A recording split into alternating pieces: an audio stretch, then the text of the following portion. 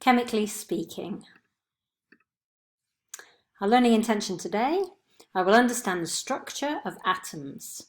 And we will know when we have learned this because we will be able to describe the features of subatomic particles, describe the arrangement of electrons, protons and neutrons in atoms from different elements, and then we will be able to relate the structure of the atoms to their position on the periodic table.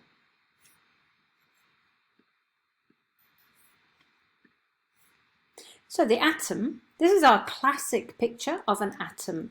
It's the sort of planetary model. It's a simplified version of what we fully understand, but it serves our purposes for school chemistry. So what we have here in the center is a nucleus, and the nucleus consists of two subatomic particles, the protons, which in this diagram are the reddy orange, and the neutrons, which in this diagram are the grey spheres. And they are the mass containing particles inside this atom, so the nucleus is where the mass of the whole atom is contained. Now, zooming around in energy levels, or sometimes called orbits or shells, you find electrons. And the electrons are the negatively charged particles within an atom, and they essentially have no mass because their mass is extremely small.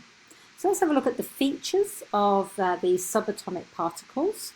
So we have here we've got the neutron, and the neutron found in the nucleus has a mass of 1 AMU, atomic mass unit, and a neutron has no charge, hence its name, it is neutral, so no charge.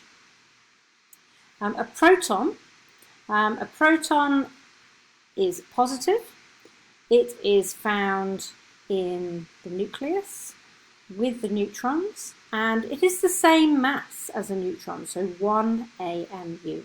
And the electrons, which are whizzing around in a cloud or in energy levels, depending on whether you're thinking about the sort of quantum model or the planetary model, they have essentially zero mass, so they are very tiny, and they have a charge which is equal and opposite to the proton, so -1.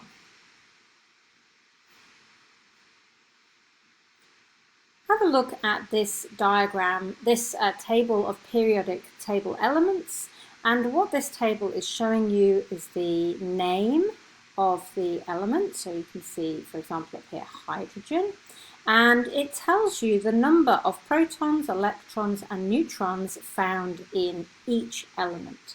So I want you to pause this video, have a look at the numbers and see if you can spot some patterns in how the elements are laid out in this periodic table.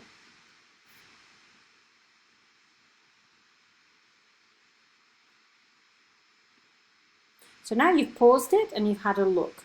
Did you notice that as you move up the periodic table, so from hydrogen to helium, and you move all the way up along this row and along the next row, that the number of protons increased by 1. So we have 1 proton, 2 in helium, 3 in lithium, and so on, 4, 5, 6, 7, 8, 9, 10, all the way up.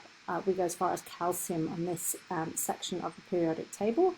And each time you move up one element, the number of protons increases by 1. And because the number of protons increases by 1, did you also notice that the number of electrons increased by 1? And the number of electrons always matched the number of protons. So if you have 2 protons, you've got 2 electrons. Let's have a look down here. If you've got 17 protons in chlorine, you have 17 electrons in chlorine. Now, for neutrons, there's some pattern, but it isn't perfect. So no neutrons in this version of hydrogen, 2 in helium, then 4. So they are going up, But they don't always go up by 1 each time. So you'll see here boron and carbon. The most common forms of these both have 6 neutrons. And let's have a look. We've got a 2 here, so we've got 16 in phosphorus and 16 in sulfur. So they don't always increase, and sometimes they jump. So we've got 2 in the most common form of magnesium, and then it jumps up to 14 here. So neutrons don't necessarily go up 1 by 1, but they do in general increase as you move along the periodic table elements. And that's because the neutron's job in the nucleus is to sort of keep the nucleus held together so that the positive charges that are there don't sort of blow themselves apart. Now, I did talk about in this version of hydrogen because there are things called isotopes, and isotopes are the same elements, the same number of protons, but a different number of neutrons. So let's have a look at another periodic table. This one is highlighting the number of electrons. So have a good look at this. I'll pause the video and see if you can spot any patterns.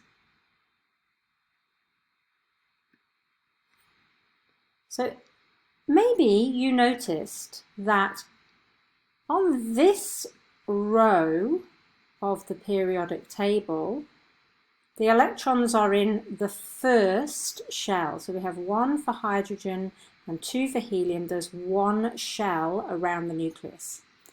So this is row number 1 or period number 1.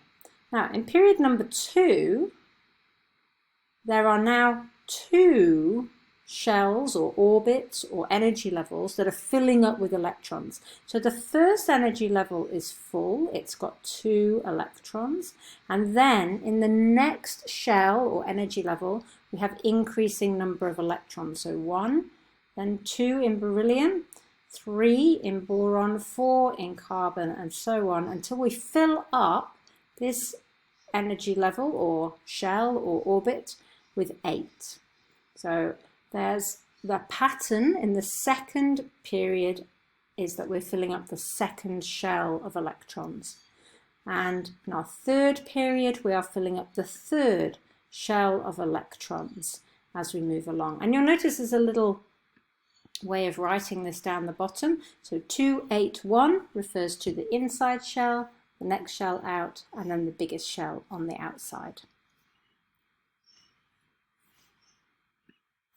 So just to summarize that, I introduced the word periods. Periods run across the periodic table and groups run down the periodic table. So when we go back to that last slide, if you look down here at group number 1, you'll notice there's always 1 electron in the outermost shell. So 1 in hydrogen, 1 in helium, so you can see it written here.